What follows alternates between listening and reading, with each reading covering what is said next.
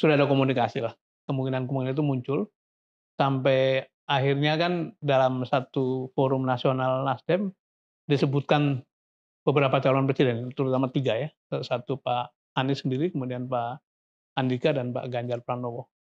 Nah, yang menarik mungkin sedikit diulang adalah momentum tanggal 3 Oktober itu.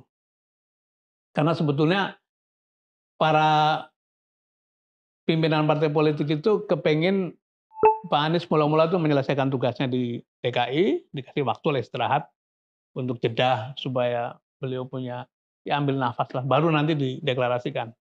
Tapi pada akhir September terus-menerus muncul isu atau rumor bahwa, KPK akan memaksakan untuk mentersangkakan Pak Anies. Karena itu meskipun waktu itu Pak Surya dalam keadaan kurang sehat, beliau kembali ke Jakarta untuk mendorong, supaya deklarasi segera dilakukan. Dan tanggal 3 Oktober itu hari yang sangat penting karena, konon pada waktu itu, KPK mau memaksakan untuk dijadikan tersangka Pak Anies. Jadi itu adalah satu respon dari keadaan dan, eee, karena itu kemudian yang 2 lagi, eee, perlu waktu untuk mengikutinya gitu. Yang semula memang rencananya mau kurang lebih mau sama-sama lah. Ya, itu kan.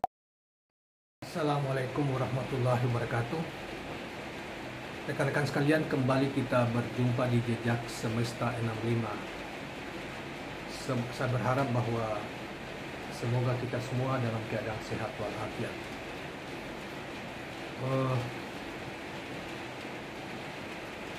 Kawan-kawan, pada kesempatan ini kita akan menyampaikan suatu informasi yang dimuat di Demokrasi News Februari 11 Februari 2023 terkait dengan judul cerita di balik Nasdem dukung Anies dan munculnya koalisi perubahan.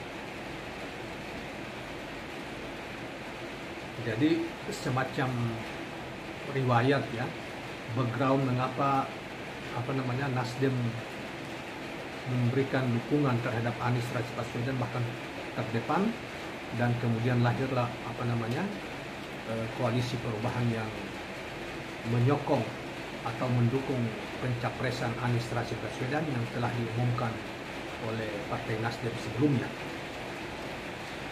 Baiklah, kita bacakan beritanya kawan-kawan sekalian. Munculnya nama Anies Rashid Baswedan sebagai salah satu bakal calon presiden yang didukung oleh Partai Nasdem merupakan salah satu kejutan besar dalam politik Indonesia. Kejutan tersebut tidak terlepas dari posisi Nasdem saat ini yang berada dalam koalisi pemerintahan. Sedangkan kubu koalisi pemerintah dinilai berseberangan dengan Anies Rashid Baswedan. Sikap yang diambil oleh Partai Nasdem hingga terbentuknya koalisi perubahan yang mendukung Anies Baswedan tersebut menimbulkan banyak pertanyaan dan spekulasi. Bahkan tak jarang pengamat atau publik menilai bahwa dukungan dari Partai Nasdem terhadap Anies Rashid Baswedan itu menunjukkan bahwa ada isu keretakan koalisi pemerintahan.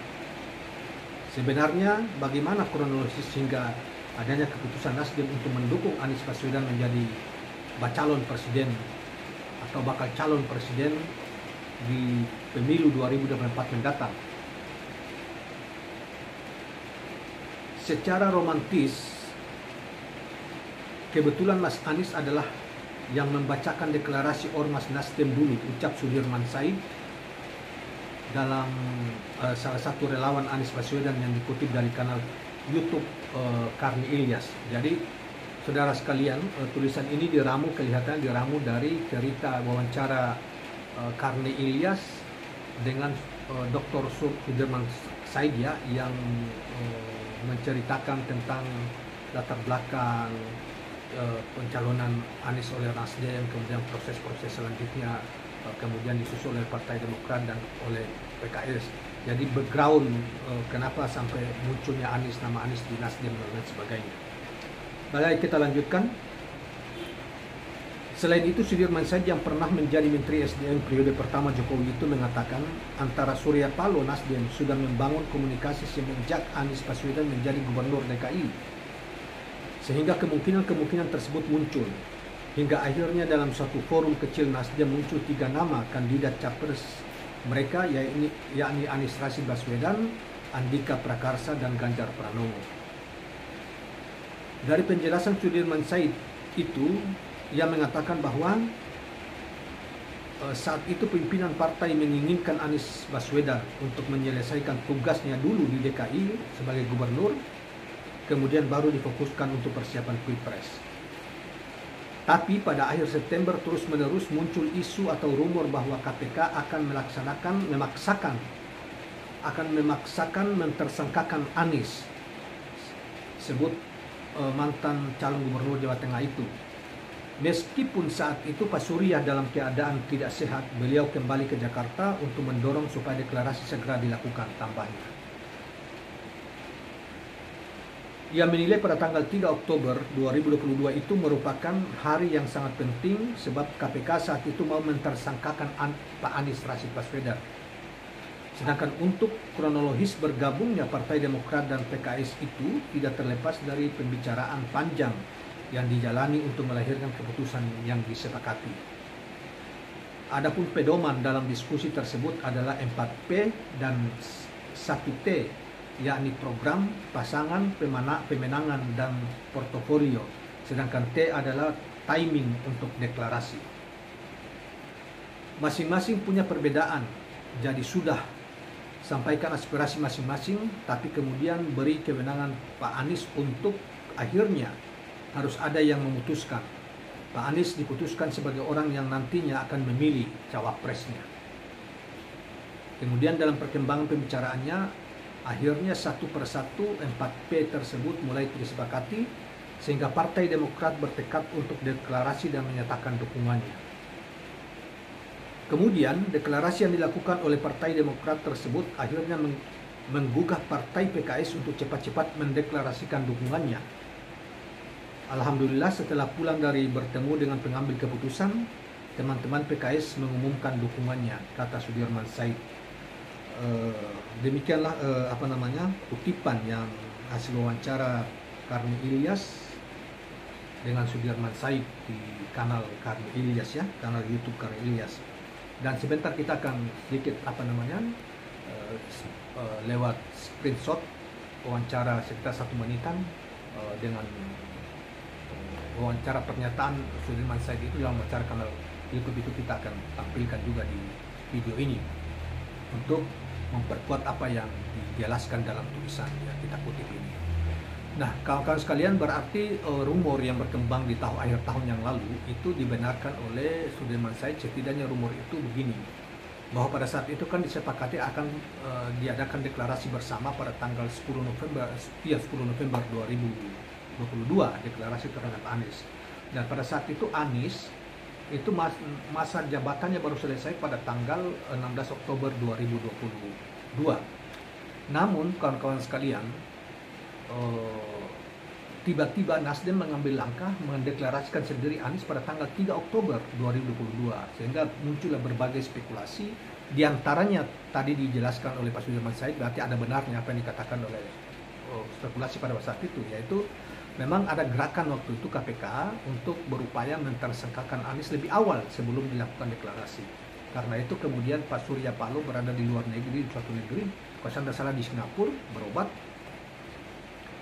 Tapi menurut versi Sudirman Said, ya kelihatannya di Jerman, ya, lagi berobat, mendapatkan informasi itu, kemudian segera balik dan meminta supaya segera Nasdem duluan mendeklarasikan Anies itu, dengan harapan tentunya jangan diganggu, karena memang apa yang dilakukan oleh KPK itu mengada-ngada atas desakan juga pihak lain untuk mencari-cari alasan atau mencari-cari sesuatu yang tidak ada buktinya dalam rangka untuk mentersangkakan Anies, sehingga berlatar belakang juga politis, kental dengan penuh warna politik yang hingga hari ini masih dicoba terus-menerus, ya, sehingga terjadilah pergeseran pergantian di jajaran KPK, dan ada yang mengundurkan diri dan lain sebagainya, ya. Itu pun dikaitkan ke sana karena Pak Firly ini sungguh-sungguh telah melaksanakan order dari luar untuk menjadikan Anies sebagai tersangka, seperti juga dikemukakan oleh Jaya Suprana dalam suatu video yang kita juga pernah upload dan mengomentari video tersebut. Nah, jadi apa yang dikatakan rumor yang sebelumnya berkembang di akhir tahun lalu itu, ketika Surya Paloh mempercepat pendeklarasian Anies sebagai capres dari Partai Nasdem yang tadinya diketahui ya bahwa deklarasi capres itu akan dilakukan bersama pada tanggal 10 November bersama dengan Nasdem, PKS dan Demokrat. Namun hal itu dimajukan oleh Pak Surya Paloh sehingga baru Nasdem yang mendeklarasikan ini. Kini hal itu sudah lengkap karena walaupun deklarasi untuk ketiga partai itu secara bersamaan belum, tetapi Partai Demokrat juga pada awal tahun ini, bulan Januari yang lalu, telah mengumumkan mendukung pencapresan Anies. Demikian juga kemudian disusul oleh Partai Keadilan Sejahtera atau PKS, yang juga telah menyatakan dukungannya kepada pencapresan Anies Rashid Baswedan. Sehingga Anies ini adalah sesungguhnya capres atau orang atau bakal calon presiden yang sesuatunya memenuhi syarat secara presiden, memenuhi syarat presiden threshold, yaitu melampaui ya dari 20% yang menjadi syarat. Di ketiga partai itu kalau bergabung adalah mencapai 28%. Baiklah kawan-kawan sekalian, itulah kira-kira gambaran umum tentang latar belakang lahirnya koalisi pencapresan Anies, kemudian koalisi yang perubahan yang digagas oleh tiga partai yaitu Nasdem, Demokrat, dan PKS.